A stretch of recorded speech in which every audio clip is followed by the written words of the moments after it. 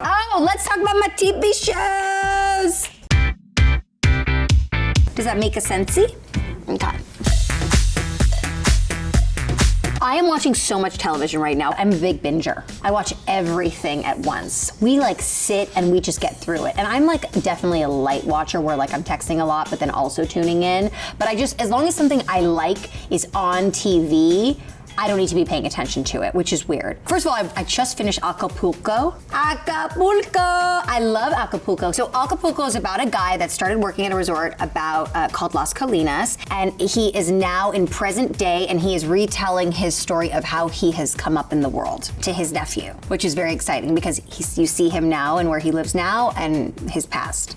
It's fun and upbeat and light, but has momentum and good pacing. I've been watching The Shrink Next Door with Will Ferrell. It's gonna be a little bit of a spoiler, but Paul Rudd plays a shrink in The Shrink Next Door. Will Ferrell is his patient, and you get to see the direction in which their relationship evolves and how that might not be the most healthy dynamic between therapist and patient. And he basically steals his entire life and manipulates people out of his circle. That show makes me highly uncomfortable because I really relate to being in a place in your life where you do not see things clearly and things you can be manipulated out of like who you are a little bit. Was that really deep for necessary realness? Leave it in, it's fine. The Sex Life of College Girls. I love that show. I think it's very fun. I think it's very now. I like all the different girls. You know, it's usually you like one character. I like all of the characters. I like that they all have their own things going on. One's the coach, one is a secret lesbian, one is having all that hot sex with the brother. Is this a spoiler alert? Have you guys seen the show? When did they start?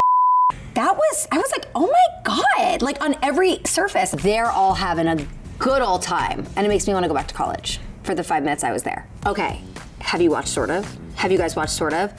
You guys, it's about Sebi. It's about a non-binary nanny named Sebi who is one of the most likable people on television that I've seen in a very long time. I binged it in literally a day with my husband. It's a very good, fun, easy, cute watch, but also like has very serious moments and just you fall in love with them.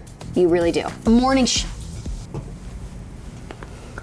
show takes me to a place, you guys. Takes me to a place. Working at a television network, seeing the dynamics and the interpersonal relationships that form and just like the anxieties of somebody that is on television every day, like I just relate. It's a good show. There's something really good about it. Jen just nails it for me.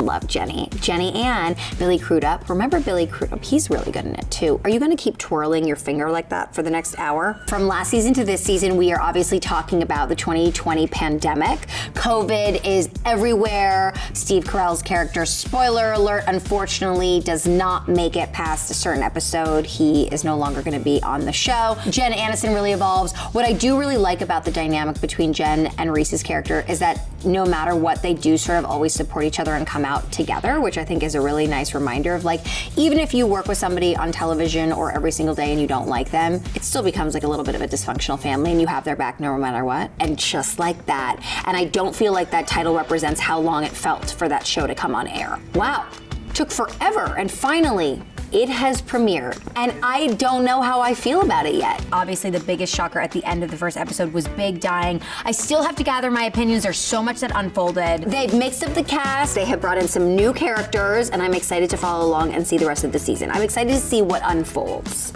I'm gonna miss Sam. Samantha Jones.